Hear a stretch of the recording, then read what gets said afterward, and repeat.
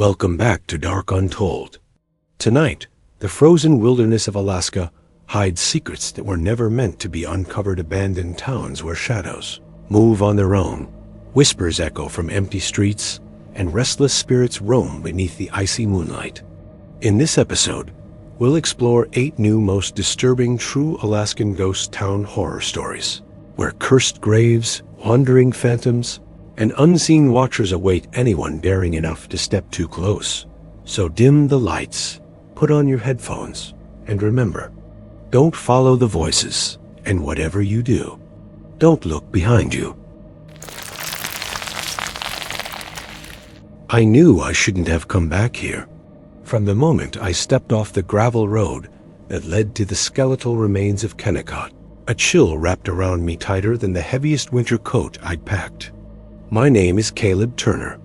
I'm an investigative journalist who's chased ghost stories across the country, and I'd been tipped off about something not written in guidebooks or in the old mining records.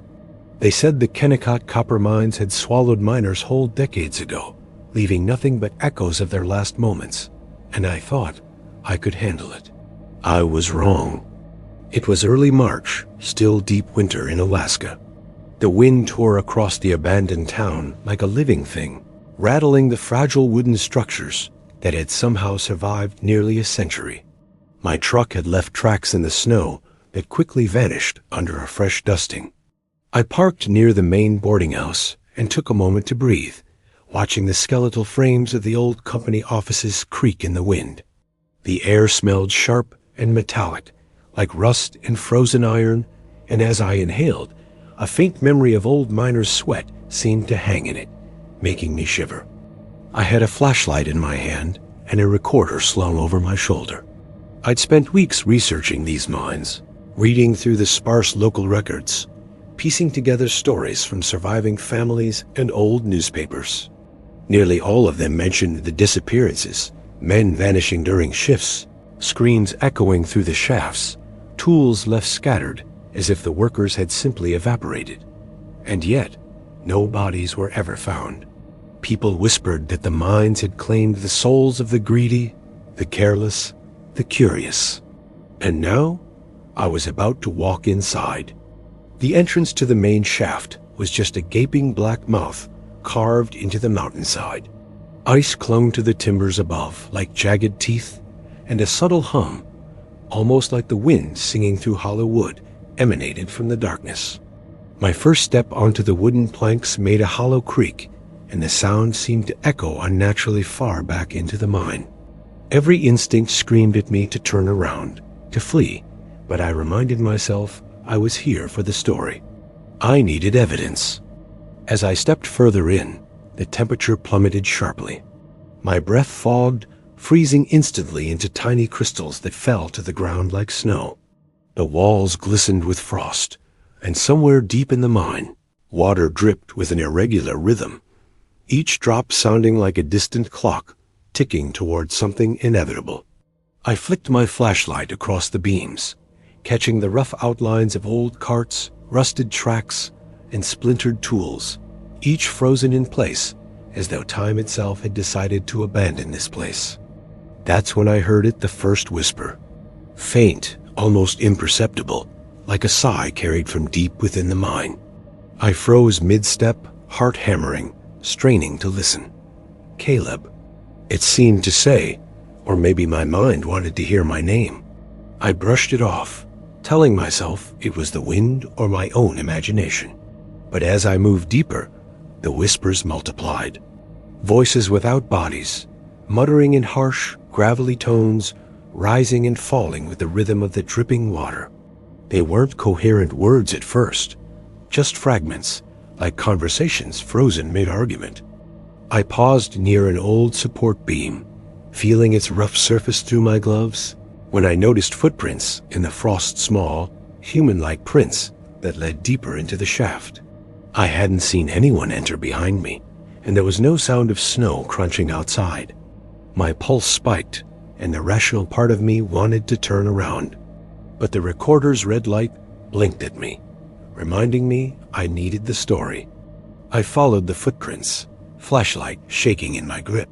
The mine twisted unnaturally, longer than maps suggested, shafts converging and disappearing into darkness.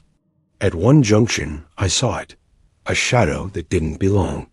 It was fleeting, almost at the edge of my vision, a man in miner's clothes, crouched and staring, but with features that flickered like a broken film reel. I blinked, and he was gone. My voice cracked as I whispered, "Hello?" No response. Just the low hum of the wind through the timbers, and a sudden, oppressive weight pressing down on my shoulders. Hours seemed to pass. The more I explored, the more distorted the space became. Sometimes I would turn a corner and see a room I swore hadn't existed moments before. Tools rattled across the ground, as though invisible hands were at work.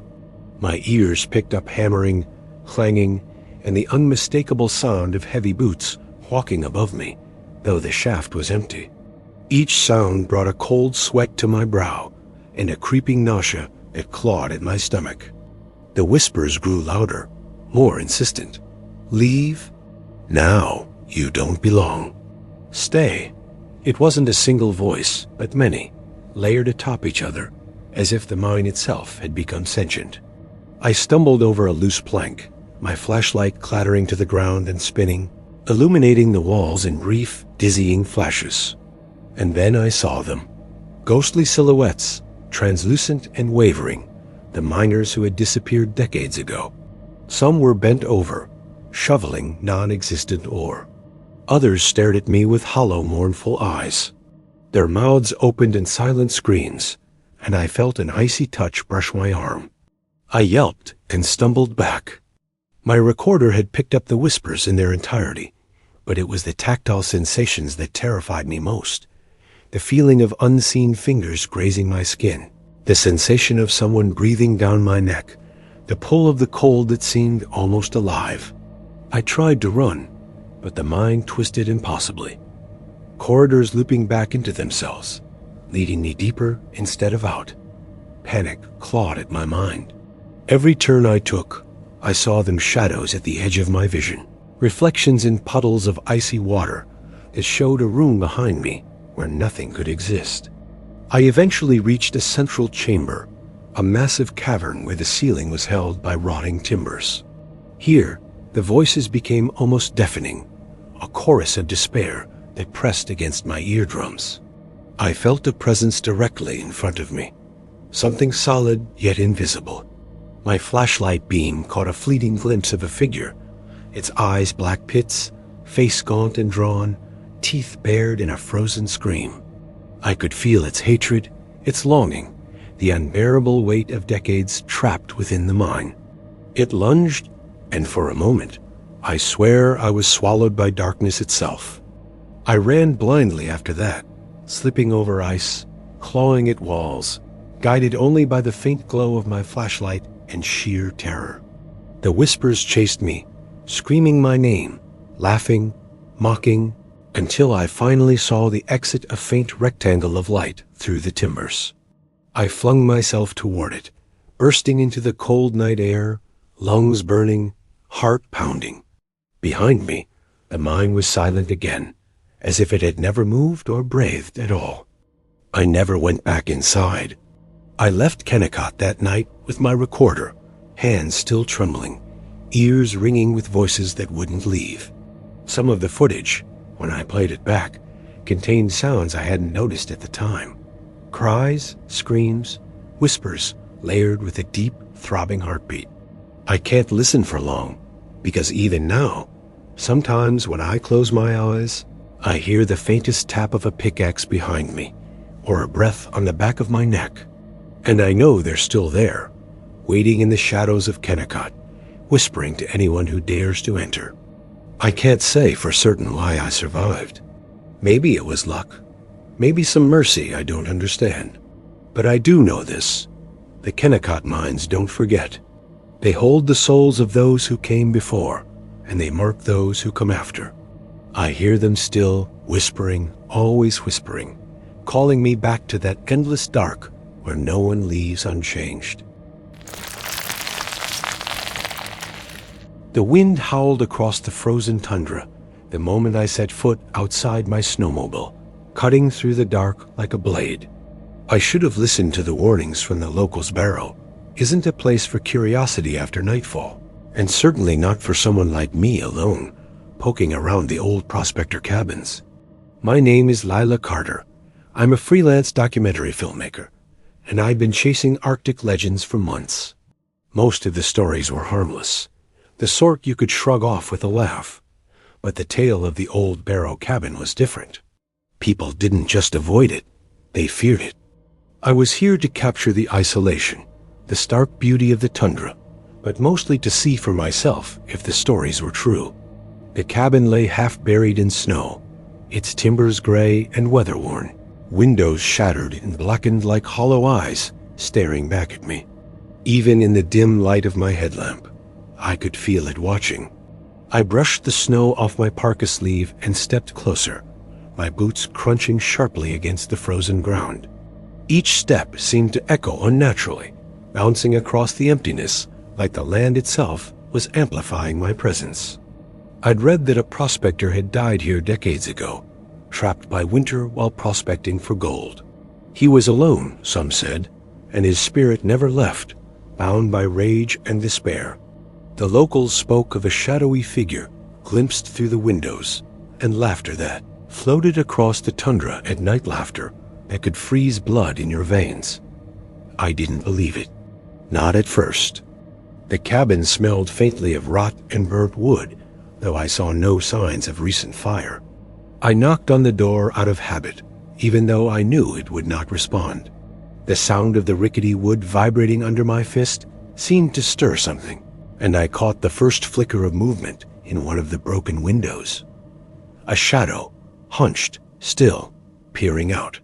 I froze, my breath visible in the air, heart pounding so hard I thought it would burst through my ribs. It didn't move again, yet I felt the weight of its gaze.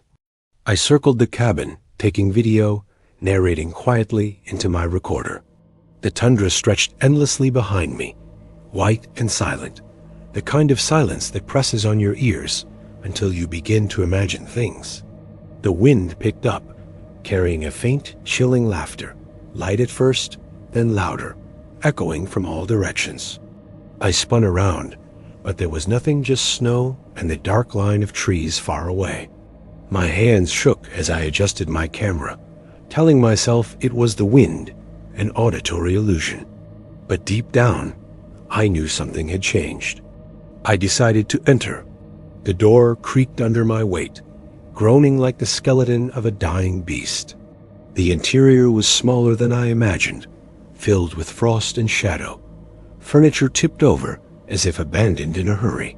Footprints in the snow led up to the threshold, then vanished inside, too perfect, like they belonged to someone moving with intention, not wandering aimlessly. My flashlight beam caught a rocking chair in the corner, slowly swaying despite no wind entering through the cracks. My stomach churned, but I moved forward, compelled by a mix of dread and fascination. The temperature dropped sharply as I crossed the threshold. My breath came in white puffs, curling in front of my face. I saw scratches on the wall, deep gouges running vertically, as if someone or something had tried to claw its way out. I reached out to touch them, and a cold, wet chill shot through my fingertips, like touching ice water mixed with something alive. That's when the laughter returned, closer now, almost right behind me. I spun around empty, but the air felt thick, as though a presence had just passed, leaving behind a vacuum of warmth. I explored the cabin slowly, every step deliberate. In the corner, I found a journal half buried under snow and frost, pages brittle. The handwriting was shaky, frantic, describing weeks of isolation, fear of the winter storms, and an obsession with finding gold that would never yield. Each entry grew darker, descending into despair, until the last words. They are here, watching, waiting. I can feel them breathing with me. The hairs on my neck stood on end. I felt it then, the undeniable sense that I was not alone, that something unseen was circling me, probing, testing boundaries I didn't know existed. I turned toward the window, the one where I'd first glimpsed the shadow. There it was again, motionless, watching. But now I could see it more clearly. A man-shaped silhouette, blacker than the surrounding shadows, no discernible features except for hollow, sunken eyes that seemed to pierce through my skull. My voice caught in my throat as I whispered, "Who are you?" The shadow shifted slightly, tilting its head, and that same terrible, hollow laughter echoed around the room. I stumbled back, heart hammering, my camera shaking in my hands. And the cabin seemed to change. The walls stretched impossibly. Shadows lengthened and twisted in ways they shouldn't. The floorboards groaned under my weight, but some of the sounds were louder than they could possibly be. Footsteps approached from the far corner, slow, deliberate, but there was no one there. I backed into the wall, the cold of it biting through my parka, and realized I could feel the cabin itself breathing, pulsing, alive with the presence of its former occupant. The laughter intensified, now clearly around me, circling, coming from every corner at once. My stomach dropped as I felt the hand-cold, skeletal, impossibly thin brush against my arm. I yelped, spinning, but again, nothing. The shadows twisted in response to my fear, growing taller, denser, as if feeding off it. I tried to call for help, but my voice sounded muffled, distant, swallowed by the cold. My camera slipped from my grasp, clattering across the floor, and when I looked up, the shadow was inside the room with me, closer than before, almost corporeal now. I could see faint details. Tattered clothing frozen in time, face gaunt and lined, eyes hollow and endless. He moved with a jerky, unnatural grace, coming toward me with deliberate intent. My legs refused to obey, my body trapped in a blend of fear and disbelief. He reached out, and I felt the cold seep into my bones, my vision blurring as though the warmth of my life was being drained away. I remember falling backward, scrambling toward the door, heart hammering, lungs burning. The wind outside had calmed, deceptively peaceful, yet the laughter followed me, faint, persistent, taunting. I reached the threshold, slammed the door behind me, and collapsed in the snow, shivering uncontrollably. The cabin loomed behind me, silent again, shadows holding themselves still as though nothing had moved inside at all. I never returned to the old barrow cabin. The locals said once the winter deepens, the specter becomes bolder, hunting anyone foolish enough to linger. I understand now why they avoided it, why they refused to even speak its name aloud. The tundra is vast, and the isolation magnifies every sound, every shadow, every movement. But some presences don't stay in the shadows. They reach out, waiting for the living to step too close. Even now, when I close my eyes in the safety of my warm apartment far from Barrow, I can hear its soft, faint laughter carried on the wind. I can feel it in the corners of my vision, a flicker in the darkness, reminding me that the Arctic doesn't forget. A specter waits, patient and eternal, in that broken cabin, and I am forever marked by the glimpse I caught. Some doors, once opened, cannot be closed. The moment I crossed the bridge into Port Chalmers, I knew something was wrong. The wooden planks groaned beneath my truck, but the sound was too hollow, too empty, like the town itself was holding its breath. My name is Ethan Ross. I'm an urban explorer and part-time documentary filmmaker, and I've chased abandoned towns across the country. I've seen buildings crumble, heard the echoes of forgotten lives, but nothing prepared me for this. Locals in the nearby settlements whispered warnings about Port Chalmers. Don't stay after dusk, they said. The people never really left. I laughed at first. Now, as I sat behind the wheel staring at the main street, I wasn't laughing anymore. It was late afternoon when I arrived, the sun dipping low, casting long shadows that stretched across the empty streets. The town looked perfectly preserved, almost frozen in time. Storefronts with dusty windows displayed remnants of goods. Tins of beans, rusted tools, newspapers yellowed with age. Horse-drawn carts still sat in the road, wheels half buried in dirt and gravel. It felt like a museum or a stage set, but the stage was alive. My breath caught as I noticed the faint movement in the shadows. Figures crossing streets, stopping by doors, gesturing to one another. At first, I thought they were tricking me, the wind stirring the curtains, shadows playing tricks. But then I realized these were people, silhouettes, human shapes moving with purpose. I parked the truck near the old town hall, my hands trembling slightly. The air was thick with the smell of old wood, oil, and something else, something faintly metallic and coppery, like blood long dried. I grabbed my camera and stepped onto the street, boots crunching on gravel that sounded far too loud in the unnatural silence. The figures moved as if they were going about their daily routines, but every time I tried to focus on one, it would blur, fading into the air like mist. I called out, "Hello?" My voice sounded small, swallowed by the emptiness. No response, only the shuffle of footsteps that didn't quite match my own. I wandered through the streets, each building eerily familiar, despite the decades it had been abandoned. The bakery still had flour dusting the counters, a pot of water on the stove frozen mid-bubble. I could almost hear the laughter of children and the murmur of townsfolk preparing dinner.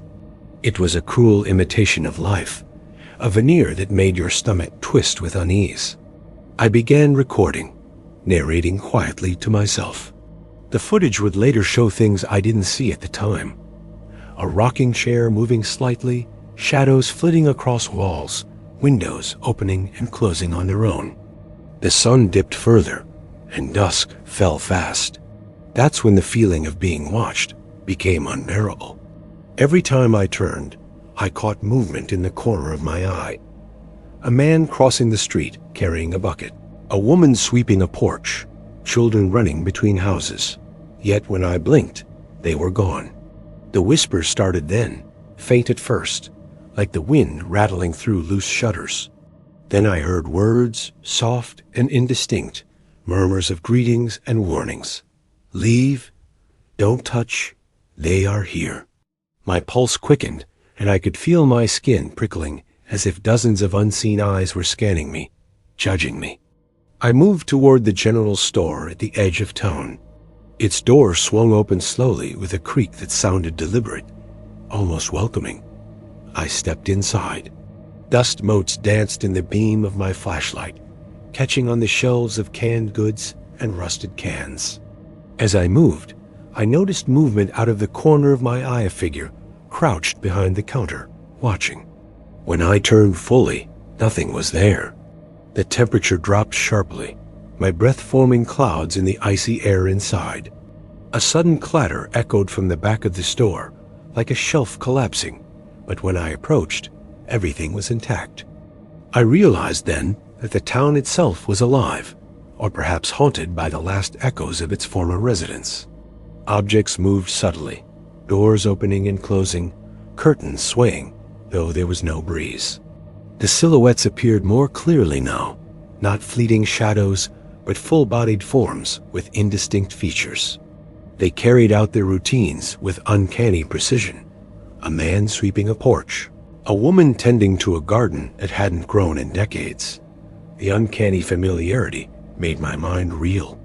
I wanted to run to escape, but my feet felt rooted to the street, as if the town itself was holding me in place, watching, waiting. As darkness deepened, the whispers became voices, overlapping in a cacophony of conversation, laughter, and arguments. I pressed my hands to my ears, but the sound was inside my head, not the wind. A figure stepped into the street directly in front of me. A boy no older than 10, pale and thin, eyes hollow, staring at me. I tried to speak, but my voice failed. He raised a hand and pointed down the street, where more figures now emerged, walking toward me silently. The streetlights flickered, casting long, shifting shadows that seemed to move independently from their sources. I turned, desperate to leave, and saw the truck parked where I'd left it. But the road had changed buildings I didn't recognize lined the street, doors and windows rearranged as if the town were a living maze. Every exit led me back to the same central square where the figures had gathered, their murmurs rising to a crescendo. The boy stepped closer, and I could see his face more clearly. Pale, almost translucent, mouth twisted in a grimace, eyes hollow pits that seemed to absorb the faint light. My stomach lurched, nausea and fear intertwining as I realized there was no way out. The town wasn't abandoned.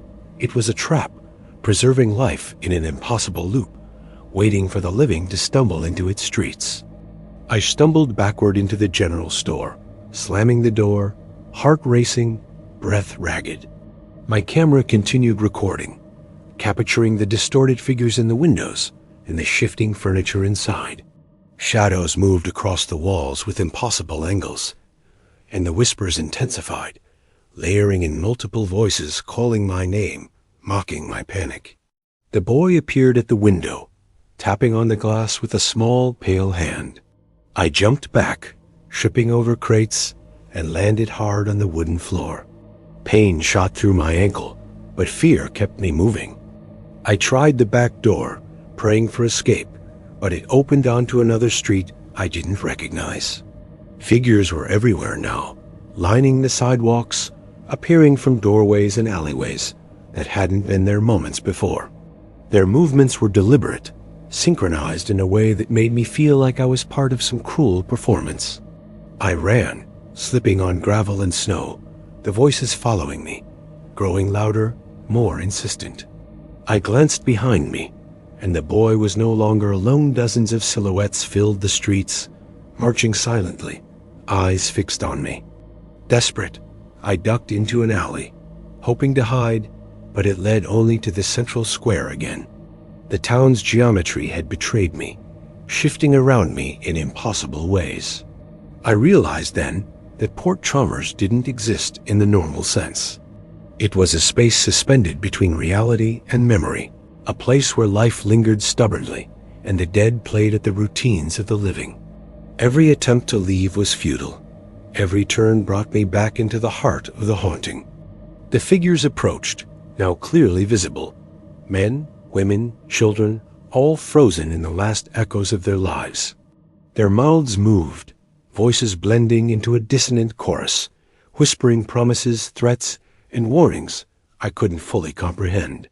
I felt a hand or something like a handbrush against my shoulder, icy cold, impossibly thin. My vision blurred, darkness pressing against the edges of my consciousness.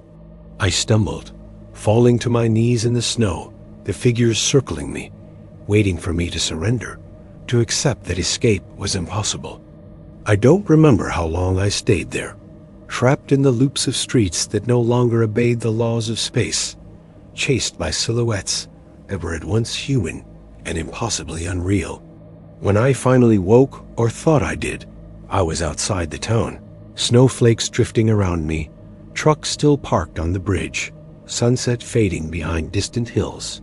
My recorder was gone, my camera missing, as if the town had claimed them.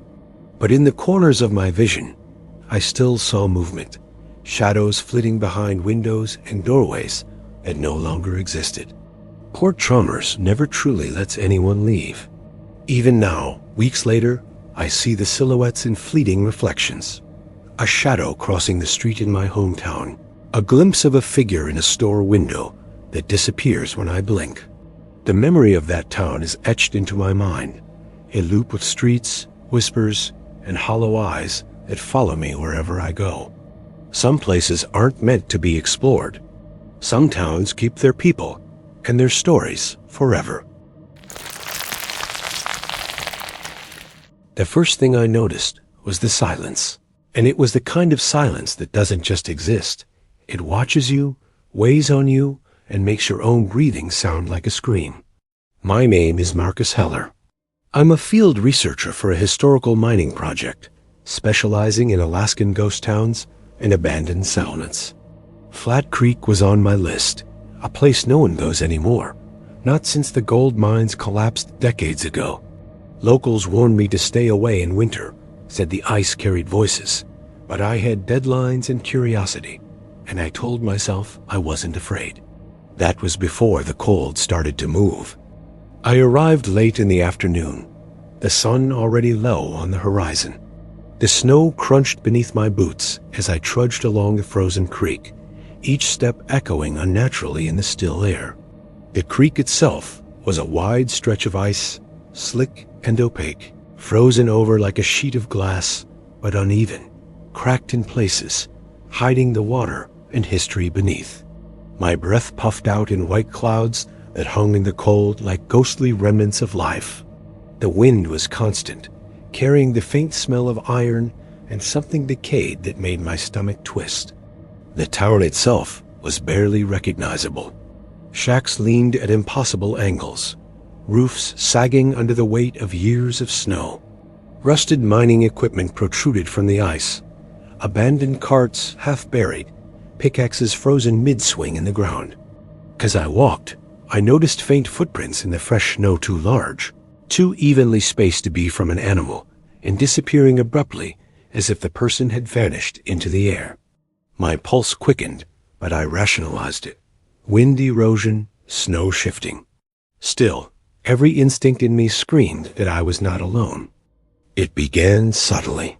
A faint whisper drifted from beneath the ice. At first, I thought it was the wind, a hollow resonance through the frozen creek, but it repeated, a syllable, a name, barely audible, yet unmistakably human. I froze, scanning the landscape, but there was no one. My recorder caught it a low, almost mournful murmur carried through the ice. I took a cautious step forward, boots crunching on the brittle surface. The whisper returned, clearer this time, a fragmented voice calling out, "Help! Don't leave, come back." My skin prickled, every hair standing on end. I kept moving, flashlight cutting through the dim gray light of the Arctic dusk.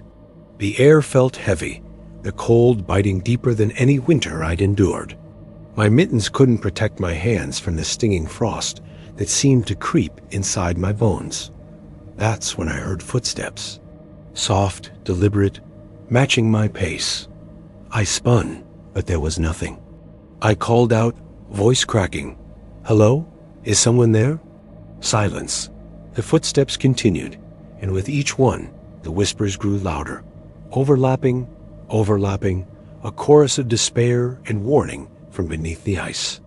I approached the largest mine shaft, a gaping hole frozen halfway over, timbers dark and splintered.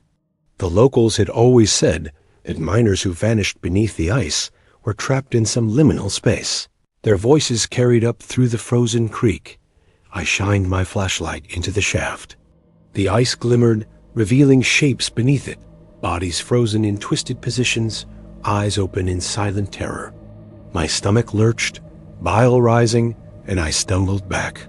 The whispers intensified, rising from the creek itself, voices overlapping with cries, groans, laughter twisted in anguish. I could feel them moving beneath me, a presence that pressed against the soles of my boots, reaching for me without form, without substance, yet real enough to chill my blood. The wind howled, shifting snow around me, and the shadows of trees stretched unnaturally, elongating and bending as if alive. I heard my own name whispered, soft at first, then urgent. "Marcus. Marcus." I turned sharply, flashlight trembling in my hands, and saw a figure vague, translucent, standing just beyond the frozen creek. Its form was human, but distorted, limbs too long, movements jerky and unnatural. It beckoned me forward, voice rising in a chorus of whispers. "Come, join us, beneath the ice." My rational mind screamed to run, yet something inside me, a compulsion I couldn't resist, drew me closer. The ice beneath my boots shifted. A sudden cracking sound split the air like thunder, and I stumbled, heart hammering. I looked down and saw fissures spreading rapidly, thin lines of darkness weaving across the surface like veins. Through the cracks, I glimpsed more figures, faces twisted in agony, reaching for the light. Their mouths moved soundlessly, yet the chorus of whispers became deafening, a wall of sound pressing in on me. I fell to my knees, trembling, realizing the creek itself was alive with echoes of the dead, carrying their suffering upward through frozen veins of history. I backed away, slipping on the ice, and landed hard. My flashlight rolled, illuminating a series of bodies frozen beneath the surface miners in mid-step, hands grasping at shovels, eyes wide in panic. One moved slightly, and I screamed, scrambling backward. The shadows above seemed to distort, bending toward me as if the very air had weight and intent. My mittens tore as I tried to pull myself upright, frost biting into my skin, numbness setting in quickly. The whispers now surrounded me completely, from all directions inside my head, merging with my heartbeat and my ragged breathing. The sun disappeared entirely, leaving only a twilight dimness that swallowed the horizon. I could hear footsteps behind me, crunching in time with my own, and yet every time I turned, the path was empty. Shapes moved under the ice, following, guiding, dragging me mentally into the frozen depths. The cold became unbearable, a tangible thing that constricted my chest and made my limbs heavy. I thought of my truck miles back and the long trek I'd have to make through this frozen wasteland, yet every step seemed to bring me deeper into the grip of Flat Creek. I reached a cluster of abandoned cabins near the edge of the creek. Their roofs sagged under snow, windows staring like blind eyes. I stumbled inside one to take shelter, flashlight catching on frost-encrusted walls. The whispers were louder here, echoing as though the wood itself were speaking. Footsteps padded across the floorboards, following me, yet when I spun, nothing was there. Objects moved on their own. A chair tipped over slowly. A bucket slid across the floor without contact, frost forming on surfaces as if exhaling from some unseen presence. My breath caught in my throat, and I could feel the chill of invisible hands tracing my spine. Hours or maybe minutes passed. Time had become meaningless. I could hear voices beneath the ice, desperate, pleading, angry. I tried to record them, my camera picking up the faint outlines of figures beneath the creek's surface, their faces distorted and grotesque. A hand, translucent and clawed, reached toward the surface, and I instinctively recoiled. The whispers now merged with laughter, a cruel, hollow sound, mocking my panic and dragging me toward madness. I stumbled outside, hoping the open expanse of the tundra would free me, but the landscape had shifted subtly. Snowdrifts and ice fissures formed labyrinthine paths, every direction seeming to lead back to the creek, back to the voices. The wind carried fragments of words, names of miners I had read about in old journals, whispered urgently. Join us, stay, beneath. My breath came in ragged gasps, each exhale freezing instantly in the frigid air. My body felt heavy, numb, as if the creek itself was pulling at me, beckoning me into its frozen depths. Desperate, I ran blindly, boots slipping on ice, heart pounding. The whispers followed, relentless, escalating into a deafening cacophony. Shapes flickered beneath the ice, limbs jerking, faces twisted in anguish.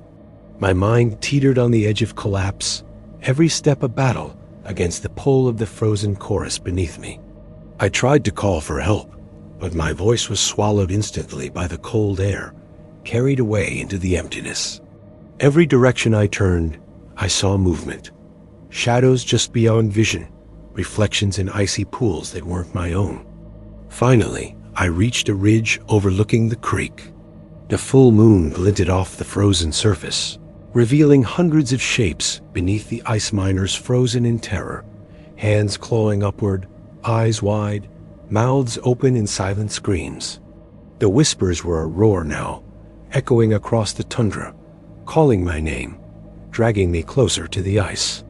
I fell to my knees, sobbing, realizing the truth. Flat Creek didn't just preserve the echoes of the past, it claimed them. Every attempt to escape, every step, only tethered me more firmly to its frozen grip. I don't know how I survived the night. Somehow at dawn, I stumbled back toward civilization, frostbitten, exhausted, and shaking uncontrollably. But the echoes never left me. Even now, in my heated apartment far from the tundra, I can hear them faintly beneath the hum of my appliances, calling my name. When I close my eyes, I see the frozen shapes, the twisted faces beneath the ice, the phantom footsteps echoing behind me. Flat Creek doesn't end. It waits, patient and eternal, beneath its frozen crust, and I am forever marked by its whispers. The first time I saw it, I was already lost.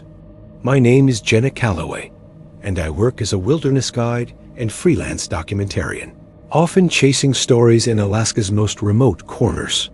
I had driven hours along the Nebesna Road, following a map that promised a ghost town abandoned since the gold rush, a place locals refused to visit after dark. They warned me, don't follow the light. It calls you, and it never lets go. I laughed then, thinking it's superstition. By nightfall, I understood how wrong I was. I had parked my truck at the edge of the old town, its tires sinking slightly into snow that had begun to harden under the Arctic chill. The wind swept across the valley, carrying the bitter tang of frozen earth and pine resin. As twilight bled into night, I noticed it, a faint glow, orange and flickering, hovering near the tree line. It moved slowly, swinging as if held by a hand, yet there was no one there. My heart rate spiked. I told myself it was a lantern left behind by some hunter, but the more I watched, the more deliberate its movement became, almost beckoning me forward. I grabbed my camera, telling myself I needed footage. The snow crunched under my boots as I followed the light along the narrow trail, which twisted between frost-laden trees and collapsed buildings. The lantern swung slightly faster now, leading me, teasing me deeper into the forest. The temperature had dropped sharply, cold biting through my parka, numbing my fingers despite thick gloves. I paused, catching my breath, and the wind carried a faint sound, almost a whisper, like distant laughter, just on the edge of comprehension. My skin crawled. The path narrowed, and I noticed signs of past wanderers' footprints in the snow that weren't mine, too small and too precise to belong to wildlife. They ended abruptly, as if the person had vanished. I hesitated. My instincts screamed to turn back, yet I felt drawn forward, compelled by a mixture of curiosity and dread. The lantern swung once, and paused as if waiting. I exhaled slowly and took another step, and the forest seemed to breathe around me, shadows deepening unnaturally, trees twisting toward me in silhouette. Hours or perhaps minutes, time became meaningless past as I followed the lantern. It moved with eerie intelligence, pausing when I hesitated and retreating when I faltered. I realized I was alone. No wind rustled the trees, no animals scuttled through the brush, only the soft, hypnotic sway of that floating light. The snow underfoot felt spongy, almost alive, and I could hear faint footsteps behind me, not mine, notching mine, but light and deliberate. I turned quickly, flashlight cutting through the darkness, and glimpsed a shadow darting behind a tree, too fast to identify. The lantern drew me to what remained of Nebesna's ghost town. Buildings sagged under years of neglect, snow piling on rotting roofs. The glow illuminated a cracked window, revealing the faint outline of a figure inside, pale and indistinct. I froze. The figure didn't move, yet I felt its gaze upon me, piercing and cold. I whispered into my recorder, narrating cautiously, trying to mask the tremor in my voice. As I stepped closer, the lantern swung wider, bouncing rhythmically, casting elongated shadows that seemed to reach for me. I entered the main street, snow crunching underfoot. Doors creaked as if moved by invisible hands. A faint smell of smoke lingered, though the chimneys were collapsed and long cold. I noticed the footprints, again tiny, human, leading me in circles. Panic began to set in. I tried to leave, but the lantern moved away, always just beyond my reach, forcing me deeper into the town. Shadows flickered in corners, fleeting shapes, glimpses of pale faces in windows, vanishing when I tried to focus. The whispers had grown louder now, overlapping in a chorus of unintelligible murmurs, rising from every direction at once. I stumbled into the old saloon, doors swinging on rusted hinges. The lantern hovered just beyond the doorway, and for the first time, I saw it clearly. A simple, iron-framed lantern, flame flickering unnaturally orange, casting light that seemed to pulse. I stepped inside, and the air thickened, pressing on my chest, making each breath a conscious effort. I could hear the creak of floorboards behind me, footsteps circling. When I turned, the room was empty, yet I could feel presence in every corner. Shadows warped on the walls, stretching, bending toward me. The whispers coalesced into discernible words. "Come, join us. Stay." I felt a hand brush my arm, icy, intangible, but with weight. I screamed, stumbling backward. The lantern swung closer, as if responding to my fear. Shapes began to emerge from the darkness. Figures in faded clothing, their faces blurred, their movements jerky, unnatural. They weren't quite human, yet not entirely spectral. They existed in some liminal space between life and death. They reached toward the lantern, toward me, their eyes hollow, mouths opening in silent screams. I turned to flee, but the streets had shifted. Buildings were in places they hadn't been before. The path I thought led back to the truck was gone. Every direction I ran, the lantern drifted ahead, swinging slowly, drawing me deeper into the maze of snow-covered ruins. I could hear footsteps behind me, echoing mine perfectly, though no one was there. My lungs burned, muscles screamed, yet I could not escape the oppressive sense of being watched, hunted. The lantern's light danced over the snow, revealing faces in windows, reflections that weren't my own, fleeting glimpses of previous victims trapped in the same cycle. I collapsed on the cold ground, hands shaking, camera slipping from my grasp. The lantern hovered above me, swinging gently, flame unwavering.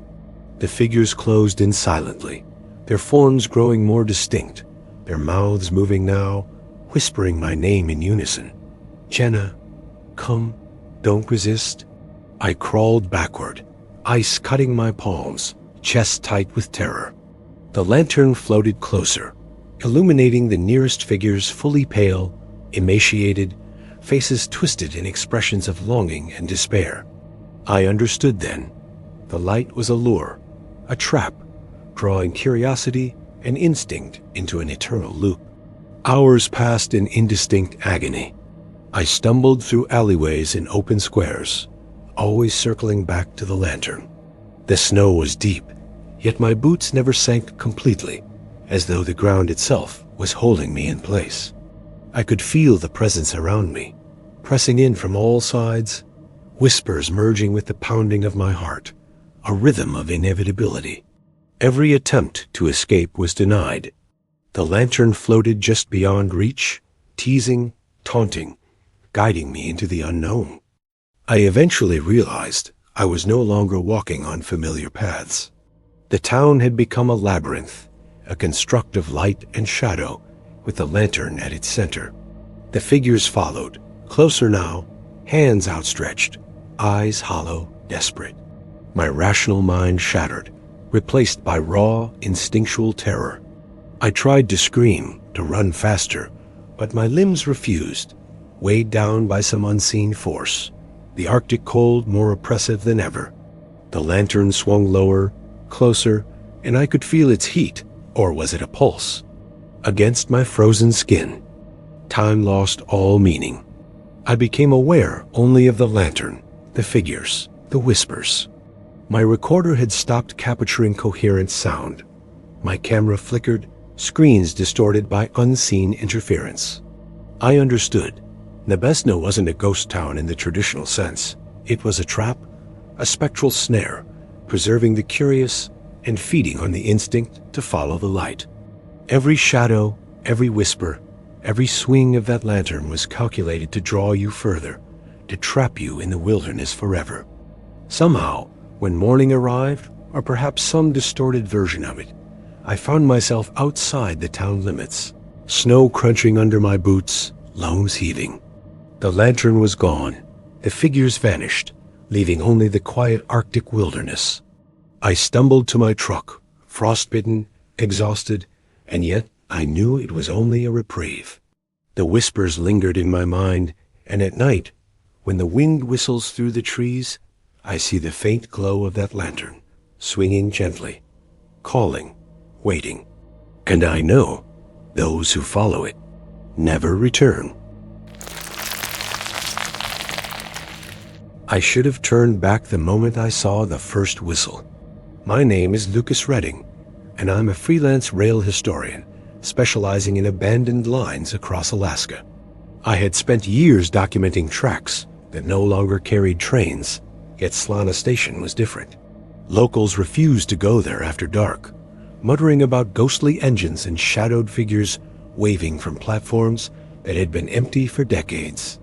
I laughed at the warnings, of course, until the whistle sounded behind me, clear and guttural, though no train had rolled down these tracks in 50 years.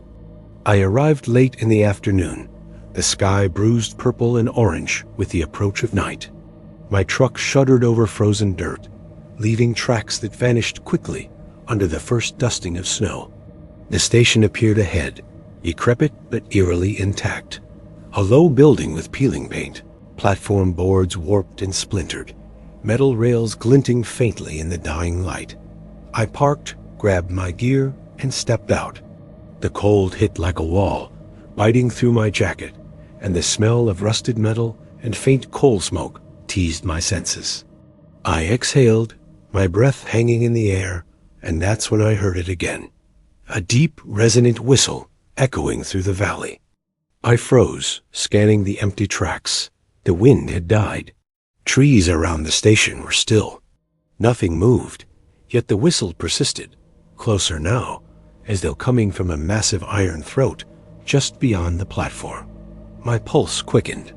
I set down my camera, recording everything, telling myself I could rationalize it later. But as I stepped onto the platform, I saw movement, a shadowy figure standing at the edge, waving at me.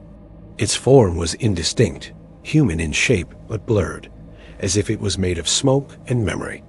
I called out, voice cracking, "Hello? Are you anyone there?" The figure froze, then slowly disappeared, leaving only the echo of my own voice and the faint whistle. The platform boards creaked underfoot, every sound amplified in the stillness. I explored the station, flashlight cutting through dark corners. Inside, the room was covered in decades of dust and frost. Chairs were overturned, a rusted ticket booth gaped like a jaw, and old schedule boards hung crooked, their letters faded. Yet the space felt alive, vibrating with a presence I couldn't see. From the tracks outside, I heard footsteps, metal striking metal, rhythmic, like a train approaching. I spun, heart hammering, but the tracks were empty. My recorder picked up a faint hum, a low vibration that seemed to emanate from the rails themselves. As night fell, the temperature dropped sharply. My breath froze instantly in the icy air, and my hands began to numb despite gloves. I heard a whistle again, closer this time, accompanied by the faint sound of wheels grinding over rails. I stepped back, terrified, but the platform seemed to stretch endlessly ahead, the station receding into darkness. Shadowed figures appeared along the tracks, glimpses of old conductors, passengers frozen mid-step, waving at me, beckoning. Some were transparent, others more solid, faces blank yet filled with intent. Every instinct screamed to run, yet I couldn't move. My body was rooted to the cold, frozen platform. I tried to rationalize what I was seeing. Hallucinations, hypothermia, the stress of isolation. Yet the evidence piled up. Footprints that weren't mine appeared and disappeared in the snow. Benches moved on their own, and the air smelled faintly of coal, smoke, and iron, though no engines had fired here in decades. I walked toward the edge of the platform, and the figures grew more defined, waving insistently. One figure leaned out over the tracks, eyes hollow, mouth opening in a silent scream. Behind it, I saw a dark shape gathering an outline of a locomotive, massive and spectral, moving toward me with an unnatural glint in the moonlight. The sound was deafening, a screech of metal against metal, a roaring vibration that reverberated through my chest. My camera slipped from my hands as I staggered backward. The whistle blew again, this time inside my head, resonating with my heartbeat. I turned to flee the platform, but the tracks had changed, rails curved where none had before, the landscape shifting subtly under the moonlight. Every direction led back to the station, every step echoing footsteps that weren't my own. Shadows moved in the corners of my vision, figures appearing and disappearing just beyond the reach of my flashlight. The temperature dropped further. I could feel frostbite setting in, earning into my fingers and toes. I crouched behind a collapsed cargo crate, trying to catch my breath. The whistle continued, slower now, deliberate, and I realized the figures were circling me, their motions synchronized, a silent army of the dead reenacting the station's last day of life. One reached toward me, arms stretching unnaturally, fingertips brushing my shoulder. I screamed and stumbled away, feeling icy fingers clutch my jacket. The platform seemed endless, the figures relentless. My mind began to fray, rational thoughts slipping into terror and confusion. I ran along the tracks, boots slipping on frozen ballast, hoping to reach my truck. Yet the landscape refused to cooperate. Tunnels of shadow appeared where there had been open ground, trees warped and bent, their branches clawing at me. The figures moved alongside me, some running, some gliding, all silent but insistent. The whistle now screamed in my ears, overlapping with phantom engine sounds, a cacophony that threatened to shatter my sanity. I tripped, falling hard onto the icy ground, snow seeping into my clothes. When I looked up, the station was gone, replaced by an endless stretch of black rails, figures lining both sides like ghosts of a funeral procession. Desperation clawed at me. I tried calling out, screaming, throwing snow, anything to break their hold. The figures responded in kind, mirroring my movements with terrifying precision, always just out of reach. The whistle pierced my ears again, sharp and commanding, and the spectral train materialized on the tracks ahead, black smoke billowing, though the air was clear. Wheels screeched, sparks flying, but the train never touched the rails, its movement, unbound by physics, unstoppable. It slowed only when it reached me, the headlight revealing faces pressed to the windows. Men, women, children, frozen in mid-motion, eyes wide with pleading and horror. I backed away, stumbling, tears freezing on my cheeks. The air seemed to thicken, heavy and viscous, pressing down on me, making every breath a conscious effort. One figure stepped forward from the train, conductor's uniform intact, eyes hollow, smile twitching unnaturally. "Join us," it whispered, voice simultaneously everywhere and nowhere. My chest tightened. I felt a cold grasp around my heart, a pressure that made my vision blur. The spectral locomotive began to move again, wheels spinning in slow motion, the tracks ahead folding into darkness. I ran, or perhaps floated, sliding across ice and snow as the figures pursued. The whistle continued, now a chorus, 1,000 voices blending with the screech of the spectral engine. The air carried the scent of burnt coal, rust, and something fouler, organic, and decayed. I could feel their presence brushing my back, cold fingers grazing my skin, shadowed arms wrapping just beneath the surface of my vision. Every attempt to flee brought me closer to the station, which now reappeared in impossible angles. Doors open, windows reflecting figures I had no hope of avoiding. Hours passed in subjective time. I stumbled into a clearing, exhausted, frostbitten, heart hammering. The station loomed ahead, its platform illuminated by an unseen lantern. Figures lined up along the tracks, waving, calling. The train's whistle cut through the night, louder, more insistent. I collapsed to my knees, realizing with horror that escape was an illusion. The station, the tracks, the figures, they weren't bound by geography or time. Slana Station existed to trap the curious, to lure travelers into a ghostly mimicry of life that had long ceased. Somehow, by instinct or luck, I woke the next morning at the edge of the forest, snow packed under my body, truck keys in hand. I drove away, never looking back, yet the memories haunt me. Even now, in the warmth of my apartment far from Alaska, I hear faint whistles and feel phantom footsteps behind me, shadows flickering at the edges of my vision. The station waits, patient and eternal, for the next traveler drawn by curiosity, a whisper, or the sound of a long-dead whistle. And I know, with a bone-deep certainty, that those who follow the call will never return. I knew the warnings before I ever saw the building. Locals whispered that the McCarthy Hotel watched those who stayed. That doors opened on their own, and shadows lingered in hallways long after lights went out. My name is Emily Harrow, a travel journalist with a fascination for abandoned architecture and haunted places. I had heard stories of the McCarthy in hushed tones over cups of coffee in Alaska's small towns, each anecdote more chilling than the last. Ignoring them seemed like bravery at the time. Now, sitting in the corner of the lobby, I realize it was something far closer to foolishness. The first thing that struck me when I arrived was the smell. Stale smoke, rot, and something metallic, as if the very walls had absorbed decades of despair. The hotel loomed over the empty street, a hulking silhouette against the dim glow of the setting sun. Its windows were cracked, some boarded, others gaping open like black eyes. I parked my car and hesitated, the wind whispering across the deserted lot, carrying with it faint, almost imperceptible sounds shuffling, a door creaking. The main entrance groaned as I pushed it open, and the cold air inside hit me like a wall, instantly numbing my fingers and toes.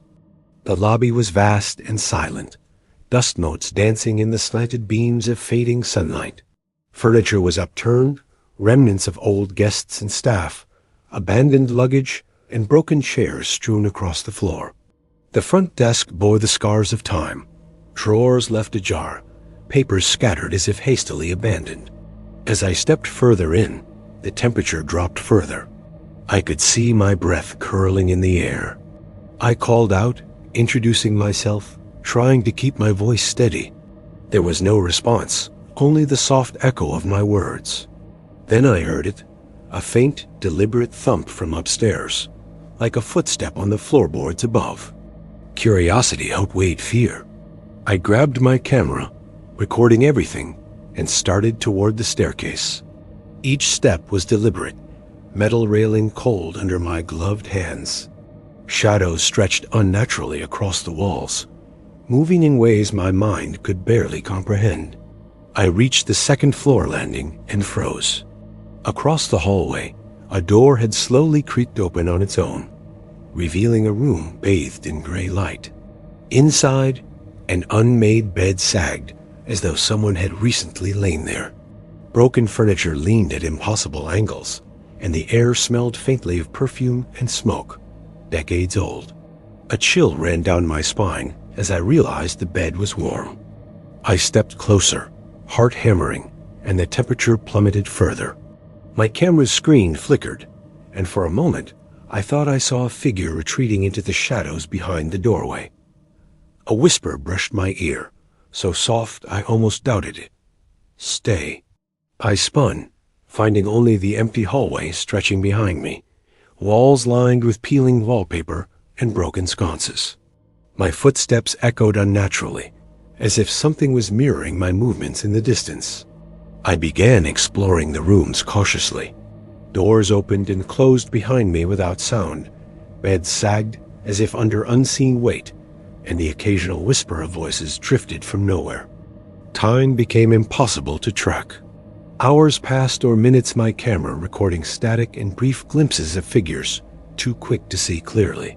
A shadow appeared in the corner of my eye, disappearing whenever I turned toward it. The temperature continued to drop. Frost began to form on window panes and furniture edges.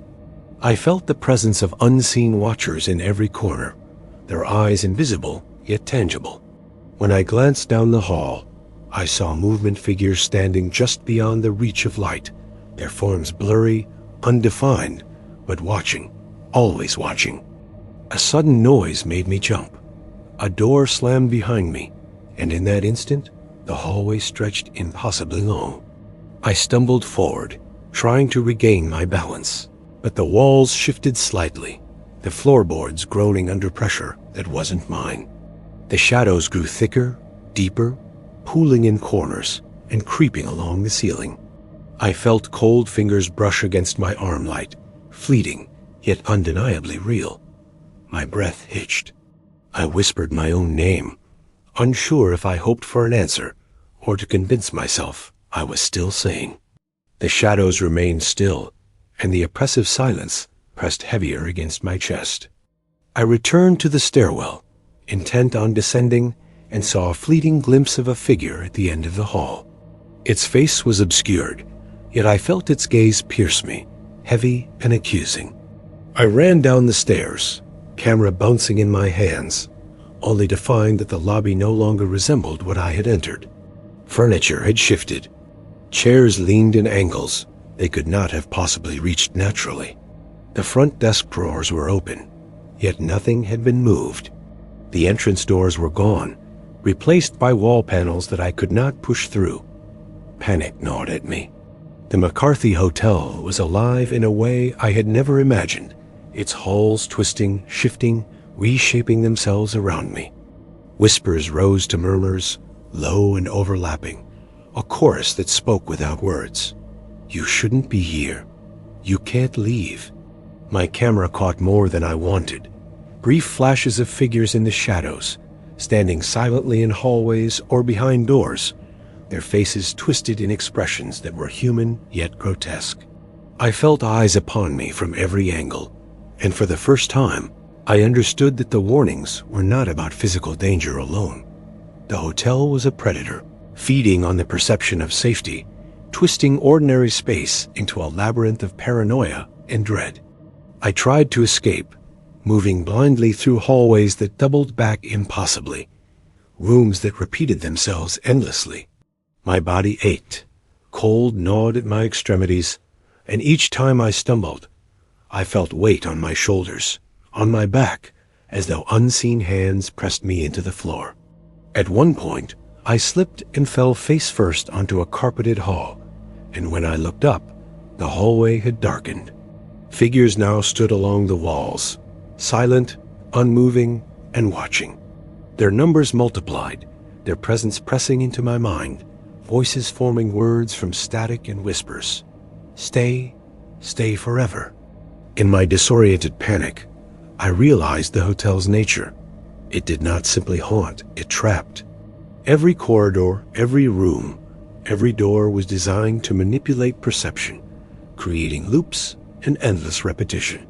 I ran, breaking through one room into another, only to find myself standing once again in the same cold, empty bed where I had first sensed warmth.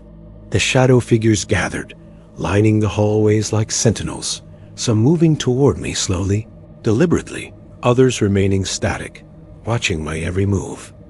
I reached for the stairwell, desperation lending me speed, but when I descended, I found not the lobby, but an endless spiral of staircases, each landing filled with shadows, each door leading to rooms identical, yet subtly different, their details twisted in impossible ways.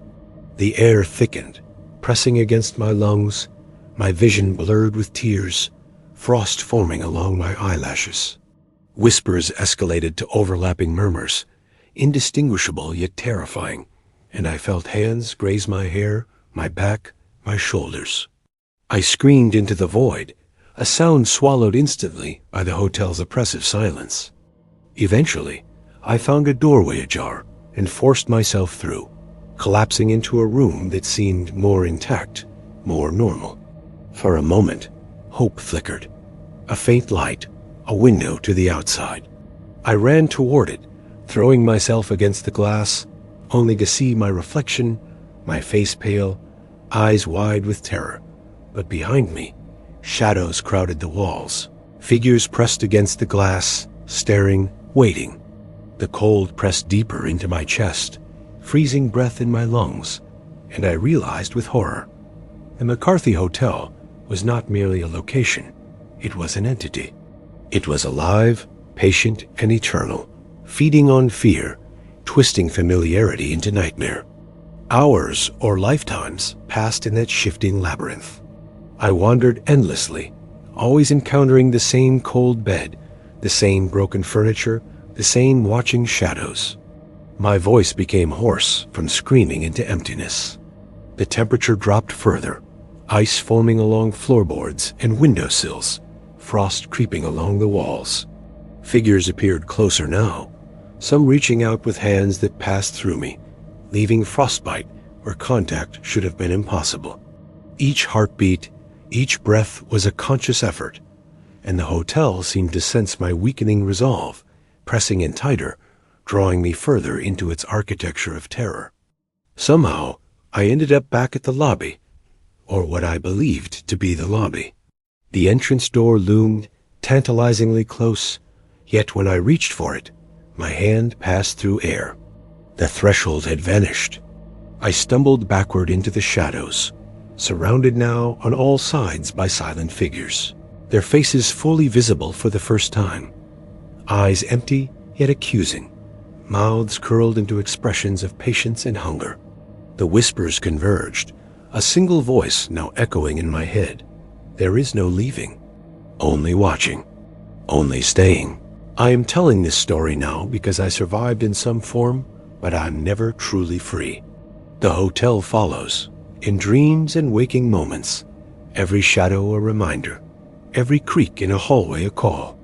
The McCarthy Hotel exists beyond space, beyond time, a predator of perception, a twisted sanctuary where the safety of walls and beds becomes the very instrument of fear.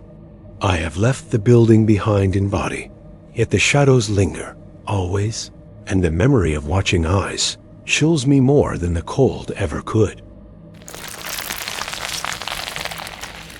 I never should have gone to Kenai that night, and I wish I could unhear the creaking. My name is Daniel Mercer, and I'm a freelance documentary filmmaker obsessed with abandoned places and the stories they carry. I had traveled across Alaska, capturing derelict towns and forgotten docks, but Kenai's fishing village was different. Locals in the nearby towns whispered warnings, claiming that at night the dock itself came alive, luring the unwary into the icy waters. I laughed at the superstition until the first shadow moved under the moonlight, and I realized how wrong I was. I arrived in late November, the sun hanging low and weak in the sky, barely casting light across the frozen landscape. The village was skeletal, buildings leaning drunkenly, with windows like empty sockets staring at me. The air smelled of salt, rot, and something acrid that made my stomach churn. I parked near the edge of the old dock and stepped out, boots crunching over frost-hardened sand and loose planks. The first thing I noticed was the silence. No wind, no waves, yet the boards of the dock groaned beneath themselves, as if the water itself was whispering. I set up my camera on a tripod and began filming, narrating as I moved. Kenai, I said to the lens, my voice trembling slightly, was once a bustling fishing village. Now it's abandoned, and locals say the dock is cursed. A faint creak echoed from the pier, and I froze. I scanned the water. It was unnaturally still, black as ink beneath the moon. Then I heard it a low, deliberate groan, like someone dragging a heavy net across the wood. I called out, "Hello?" My voice was swallowed instantly by the night, replaced by the persistent, rhythmic creaking of the dock itself. I stepped further out, the boards trembling beneath my weight. The cold was a living thing, biting through layers of clothing, seeping into my bones. I noticed footprints appearing behind me in the frost, but when I turned, no one was there. Panic rose in my chest, but I pushed it down. I had to document this. I moved toward the end of the dock, where the water lapped silently against rotten pilings, and I felt it then a tug at my ankle. I spun, but the pier was empty. My heart hammered as a second, stronger pull yanked me backward. I stumbled and caught myself on the railing, eyes wide. Something invisible had tried to drag me into the freezing water. I scrambled back toward shore, camera swinging, lens fogged with my own breath. The dock, however, was not done. The boards ahead creaked as if someone or something was walking toward me, slow and deliberate. Shadows stretched beneath the railings, moving independently of the dim moonlight. I could feel a presence around me, unseen hands brushing my arms, tugging at my coat. I ran, but the dock seemed longer, stretching endlessly, looping impossibly back toward me, no matter which way I turned. I realized with horror that the dock itself was alive, or at least inhabited by something that mimicked life. I paused at a corner of the pier, shivering violently, trying to gather my thoughts. The water beneath was darker than it had any right to be, and a low fog began to curl across the surface. Faint voices drifted upward, unintelligible yet urgent, like distant fishermen calling from beneath the waves. My camera picked up strange distortions, flickering shapes that vanished whenever I focused on them. I realized that the stories weren't exaggerations. The dock was haunted, possessed by the memories of those who had worked and drowned there long ago. As I moved toward a small shed at the end of the pier, the temperature plummeted further. Frost formed on the rails and boards, and my breath turned to clouds of mist. I heard a splash, a heavy, deliberate entry into the water, but the surface remained perfectly still. Then I saw it, a dark shape beneath the ice-cold water, moving with an unnatural fluidity. Fingers, long and skeletal, reached toward the surface, and for a moment I swore I saw a face, pale and terrified, pressed against the underside of the water. A chill ran up my spine. The shadow withdrew, leaving only ripples, and the dock groaned again as if satisfied by its display. I attempted to document everything, narrating frantically into my camera, but my hands shook uncontrollably. I noticed more footprints forming in the frost, some mine, some others, leading off the pier into the water itself. The whispers grew louder, layering on top of each other, voices overlapping, calling my name, begging, threatening. I stumbled backward, the wood beneath me slick and freezing. Another tug caught my sleeve. I screamed and pulled free, spinning to see nothing but moonlit water and fog. The dock shifted beneath my feet, subtly, as if adjusting to my panic, stretching and folding like a living thing. Hours or what felt like hours passed in a haze of terror and frostbite. I realized that every attempt to leave brought me back to the same section of dock. I ran in circles, caught in a labyrinth imposed by the structure itself, a ghostly trap powered by the spirits of the drowned. Every splash in the water, every creak of the boards, sent waves of panic through me. Invisible hands grazed my arms, tugged at my coat, fingers cold and unyielding. I tried to call for help, but my voice was weak, swallowed by the oppressive silence that lay beyond the pier. Then I saw movement in the fog, dozens of figures rising from the water, barely visible, gliding across the surface toward me. Faces twisted in silent screams, eyes black hollows, mouths open in mute warnings.